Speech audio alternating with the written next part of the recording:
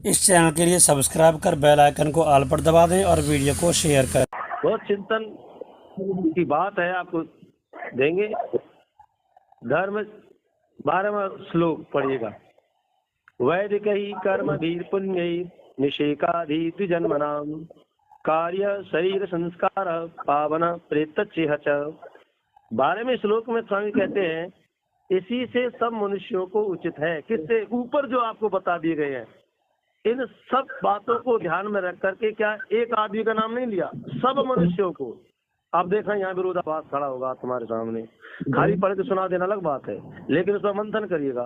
कहते इसी से सब मनुष्यों को उचित है कि वेदोक्त पुण्य रूप कर्मों से ब्राह्मण क्षत्रिय वैश्य अपने संतानों का निषेकादि संस्कार करें।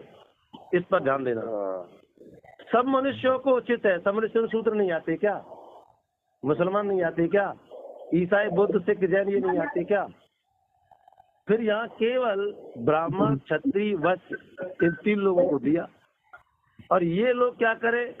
ये अपने संतानों का निषेकादि संस्कार करें, दूसरे का नहीं। अब इस पर आप चिंतन करिए सब लोग। मैं आपको दे रहा हूँ संदेहात्मक, और मुझे आप नास्तिक की कोटि में रखना, क्योंकि मैं इसे सवाल खड़ा कर रहा हूँ।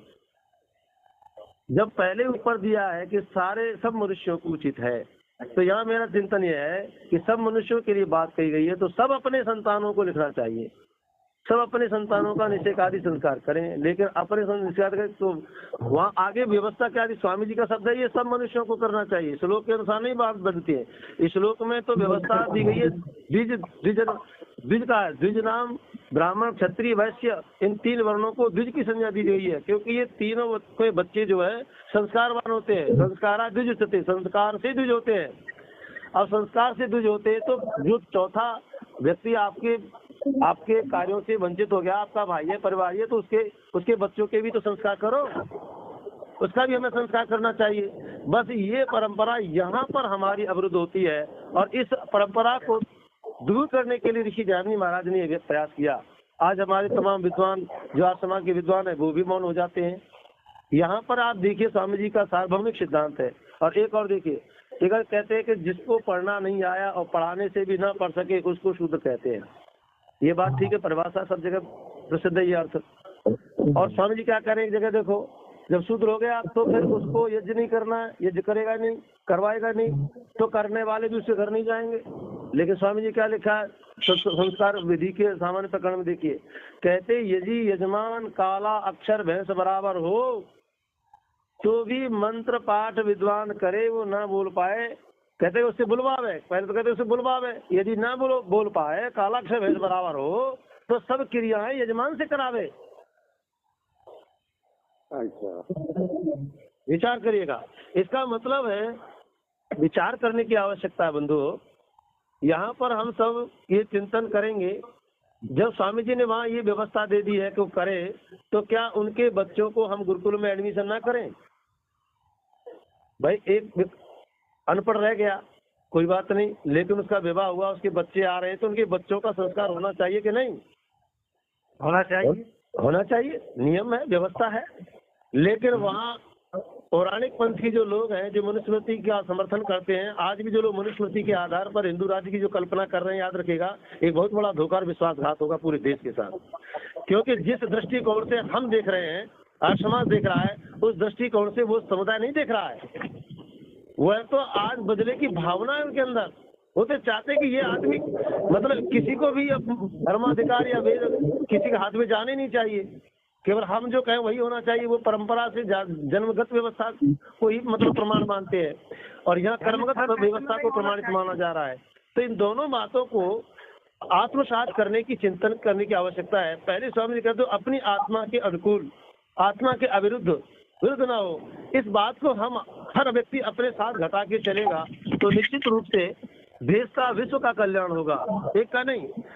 अब यहाँ ब्राह्मण क्षत्रिय वैश्य की तुलना हम अपने शरीर के अंगों से करते हैं, तो आंखों में, कानों में और मुख आदि में जो 5 ज्ञानेंद्रियां आपके पास हैं एक ही मुखमंडल समुदाय में, तो वहाँ उनमें से किसी को भी त्याजने का सब मनुष्यों के पास है। स्वामी जहाँ कहते हैं पंच ज्ञानेंद्रियां भगवान ने सबके लिए दी है, तो वेद का ज्ञान भी सबके लिए होना चाहिए, किसी के लिए उसको कोई प्रतिबंध नहीं होना चाहिए। तो यहाँ पर भी आपको यही समझ लेना चाहिए कि सबके लिए बात है, केवल 2-3 लोगों के लिए नहीं। अर्थ में हम इतना भी मतलब अर्थापत्ति से हम अर्थ लगा सकते हैं ना, तो उसी हिसाब से हमें चिंतन करना चाहिए, जैसा कि स्वामी जी के पूर्व प्रसंगों से ये बात मिलती है। और वो सारे संस्कार जो है, यहाँ जो कहा कि अपने बच्चों के संस्कार, अपने संतानों का निषेक आदि संस्कार, निषेक आदि जो है निष्क्रमण संस्कार, गर्भाधान संस्कार, पुंसवन, सीमंतोन्नयन और उपनयन आदि, ये जो 16 संस्कार हैं, इन सब संस्कारों को करे। क्यों करे? क्योंकि इससे जन्म या परजन्म में पवित्र करने वाला है। ये संस्कार इसलिए किए जाते हैं, इन संस्कारों के करने से ये जन्म, इस जन्म में व्यक्ति पवित्र होता है, और मरने के बाद प्रेत चेहत, मरने के उपरांत पर जन्म में भी उसको पवित्रता मिलती है, अर्थात अच्छा जन्म मिलता है और अच्छी गति होती है। इसलिए इन संस्कारों को अवश्य करना चाहिए। अब हमारी बहुत अच्छी परंपरा हमारे क्षेत्र में चल पड़ी, हम लोग 15-20 साल से इस क्षेत्र में काम कर रहे हैं। तो अब हमारी नई पीढ़ी जो आ रही है, वो सारे लोग अपने बच्चों के गर्भाधान संस्कार तक के लिए लोग बुलाने लगे हैं, पुंसवन संस्कार करवा रहे हैं, सीमंतोन्नयन करवा रहे हैं। हमारे मामूनी जी ने तो अपने नाती के संस्कार का जो निष्क्रमण संस्कार है, वास्तव में जो लिखा है कि भाई बाहर निकलना चाहिए, तो हमने कहा कहाँ जाए, मेरे गुरुकुल में आइए। तो वो बहू बेटा और बच्चों को लेके और शाम को गुरुकुल में आए, जिस दिन संस्कार करना था उसमें गुरुकुल में बच्चों का संस्कार किया गया। विधिवत जो ऋषि ने लिखा, वो निष्क्रमण संस्कार ही एक ऐसा संस्कार है दिन में और रात को भी उसका कुछ क्रिया करनी होती है चंद्रमा के प्रकाश में। तो वो व्यवस्था हमने की गई, तो बहुत लोग करते कराते हैं, अब लोगों में प्रचलन होने लगा है। तो इस बात को हम जाने, क्यों जाने? क्योंकि ऐसा करने से धर्म की रक्षा होती है और हमारी जो संतानें हैं, उन संतानों की पवित्रता होगी और संतान भी हमारी अच्छी बनेगी। अगर हमारा एक वर्ग अशिक्षित रहा, असभ्य रहा और वह आपके धर्म कर्म से वंचित रहा, तो उसी से तो आप काम लेंगे। भोजन भूज तुम्हारे घर में बनाएगा, पानी तुम्हारे यहाँ, झाड़ू तुम्हारे यहाँ। अगर वो पढ़ा लिखा नहीं है, समझदार नहीं है, बुद्धिमान नहीं है, तो तुम कुछ कहोगे और वो कुछ सुनेगा, तुम कुछ कहना चाहोगे कुछ करेगा। तो इस तरह अविरुद्ध मतलब विरोध फैलेगा, आपस में तकरार होगी। इससे आवश्यक है कि हम सब लोगों के लिए वेद का संदेश दें और सबको पढ़ाएं और सबको शिक्षा दें। ये सब मनुष्यों के लिए उचित है, ये यहाँ पाठ होना चाहिए। आगे बहुत सुंदर चिंतन दिया गया है। आगे का जो श्लोक स्वामी ने दिया हमारे लिए, उसमें कहते हैं कि शांत शोधते वर्षे ब्राह्मणश्च विधीयते राजन्य बंधो द्वाविंते वैश्यस्य द्वाधिके ततः। अब यहाँ पर निषेकादि के बाद उपनयन आदि जो संस्कार होते हैं, मुंडन संस्कार वगैरह, उन संस्कारों के उपनयन आदि की जो आयु वगैरह निर्धारित की गई है और कहा गया है ब्राह्मण के 16वें, क्षत्रिय के 22वें और वैश्य के 24वें वर्ष में केशांत कर्म और मुंडन हो जाना चाहिए। अर्थात इस विधि के पश्चात केवल शिखा को रख के अन्य दाढ़ी, मूछ और सिर के बाल सदा मुड़वाते रहना चाहिए, अर्थात उन्हें कभी न रखना।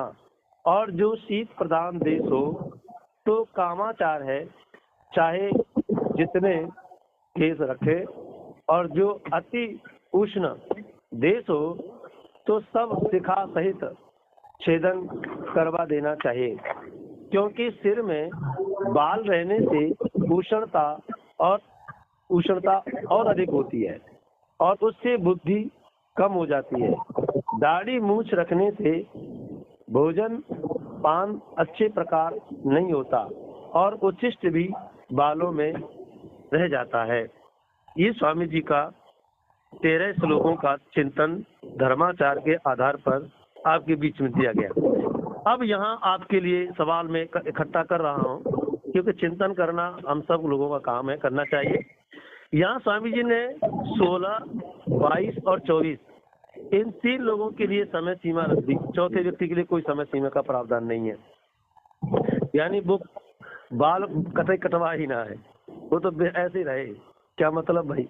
दूसरा, बाल उत्पन्न जो होते हैं, क्या भगवान ने ये सीमा रखी है कि पंडित जी के बाल मतलब 16 साल में काटने लायक बनेंगे?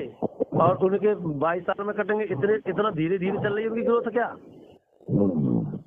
बालों की मतलब वृद्धि की, बच्चों की वृद्धि की, शरीर में सब ये जो सप्त धातुएं हैं, इन धातुओं के निर्माण की प्रक्रिया में भगवान ने ये पक्षपात किया है क्या? नहीं किया। वो सबके शरीर में एक जैसी व्यवस्था बन रही है, तो सबके लिए एक ही समय होना चाहिए। क्या समझे? ऐसा कुछ मेरा अपना जो चिंतन है वो ये है कि ये सब प्रक्षिप्त अंश में आते हैं। स्वामी जी के मंतव्य को हम जब लेते हैं तो ये व्यवस्था बनती है। इधर एक बालक तो 5 साल का या 8 साल का पढ़ने चला जाएगा, दूसरा बालक 12 साल में पढ़ने जाएगा, तीसरा बालक 16 साल में पढ़ने जाएगा, चौथा बालक जाएगा ही नहीं, उसको भेजेंगे ही ना। तो मुझे बताओ ये पक्षपात पूर्व व्यवहार नहीं होगा? अरे बुद्धि विवेक शरीर के सातों धातुओं का सृजन जब एक साथ हो रहा है, सारे बच्चों के जन्म लेने का कार्यकाल भी एक ही है। ऐसा तो नहीं है कि पंडित जी का बालक 5 महीना में बाहर आ जाता हो, वो 9 महीना 10 दिना में 10 महीने में जाके पैदा होता है। 9-10 महीने का जो कार्यकाल है, प्रसव काल है, और सबका प्रसव काल एक जैसा है पूरे विश्व की सब स्त्रियों का। इसमें कोई अंतर आज तक माई कलाम नहीं बता पाया। तो सब बच्चों के पढ़ने के जाने की आयु भी एक ही होनी चाहिए। कहावत हम लोग कहते हैं 8-60 की गांठ, तो 8 साल का बच्चा 60 साल का बुढ़ा घर से बाहर हो जाना चाहिए। ये नियम है हमारी वैदिक संस्कृति का, और इसका हम पालन नहीं कर रहे। तो मेरा कहने का चिंतन यहाँ यह है, थोड़ा सा आप चाहे उसको अपने आप को हटके माने या इस प्रसंग में माने, क्योंकि प्रसंग में जब आ रहा है तो ये व्यक्ति विशेष को या वर्ग विशेष को लेकर आयु सीमा निर्धारित कर देना ये अवैधानिकता होगी, और ये अन्य लोगों के साथ में हमारे विचार से अन्याय होगा। क्योंकि एक बालक को आप 5 साल पहले पढ़ाने के लिए बिठा रहे हैं, दूसरे साल को बच्चे को 5 साल बाद बिठा रहे हैं, तो उसका तो पठन पाठन पीछे ही रह जाएगा और वो वहां तक पहुंच ही नहीं पाएगा। इसलिए हमारा चिंतन ये है कि सब बच्चों को एक साथ एक आयु में ही पढ़ाने के लिए बिठाना चाहिए। अब रही बात समझने और ना समझने की बात, कि जो बालक अपने घर से संस्कारित होके जाएगा, जिसके माता पढ़े लिखे अच्छे योग्य विद्वान होंगे, वो आचार्य की बात को जल्दी पकड़ेगा, अच्छी मात्रा में पकड़ेगा, तो वह आगे बढ़ेगा अपनी कक्षा में, वो उन्नत होगा, प्रथम द्वितीय तृतीय आदि नंबर लाएगा। और जो जिसके घर में पढ़ाई लिखाई नहीं हो रही है, पढ़ने लिखने वाले नहीं है, तो उसकी बात वो थोड़ा कम समझेगा, लेकिन जब वो साथ में रहेगा, पढ़ेगा, तो आगे बढ़ सकता है। मेरा भी अपना एक चिंता, जब मैं पढ़ने गए हम जूनियर में, तो हम सबसे पीछे बैठते थे, और अपनी प्राइमरी में पढ़ते थे तो सबसे आगे रहते थे, और वहां जाके पता लगा कि हमारे जैसे और हमसे भी ज्यादा तमाम बच्चे एक से एक बढ़ के आया है, तो हम पीछे हो गए बिल्कुल। लेकिन हमने जब पुरुषार्थ किया, मेहनत की, और आचार्य पढ़ाने वाले तो एक ही थे, वो जो कुछ भी पाठ पढ़ाते थे उसको हम पूरा तैयार करके जाते थे, और जब पूछते थे तो पीछे से खड़े होकर के आगे वाले तो बता ही देते थे, लेकिन हाँ भाई लाइन खड़े हो जा, तो पीछे से हम बता देते थे। तो हमारे वर्मा जी थे, बोले कि भाई ये बालक निकल के आया, आओ बेटा आप रोजाना यहाँ बैठेंगे, अपना बोरी लेके आओ। तो हमने बोरी लेके आए और दूसरी लाइन में और बच्चों को पीछे हटाया, बोले तुम बीच जाओ, बैठाओ यहाँ। तो कहने का मेरा यह है कि हम पुरुषार्थ करने के लिए बच्चे को विकल्प होना चाहिए, स्वतंत्रता मिलनी चाहिए, उसको आचरण करने के लिए अवसर मिलना चाहिए। जब हम प्रतिबंध लगा कर को अवसर ही नहीं दे रहे, उसको 4 साल बाउंडेशन में घर में रख रहे हैं, तो वो कैसे आगे बढ़ेगा, कैसे वेद बढ़ेगा।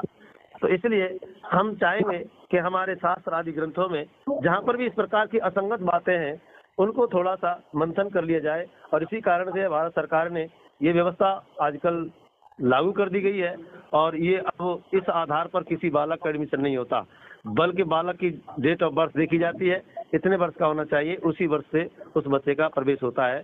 ये वैज्ञानिक भी है और शास्त्रोक्त भी है। आइए, ये थोड़ा सा जो स्वामी जी का चिंतन था, मौलिक चिंतन के साथ मैंने सैद्धांतिक चिंतन आपके बीच में रखा, और समय भी मुझे आज समय बहुत ज्यादा मिल गया था और आगे भी बढ़ गया समय। आप सबके लिए बहुत बहुत आभार, धन्यवाद। आप सबने इस मंथन को सुना, श्रवण किया, मैं आप सबका बहुत बहुत आभारी हूँ। धन्यवाद। बहुत बहुत आभार गुरु जी का, जो गुरुदेव जी ने श्रम से जोड़कर सत्य के लिए जोड़ा। कि जहाँ भी हो, जिस उम्र में भी हो, उतना हमें श्रम करना चाहिए, क्योंकि आश्रम का मतलब ही श्रम से होता है।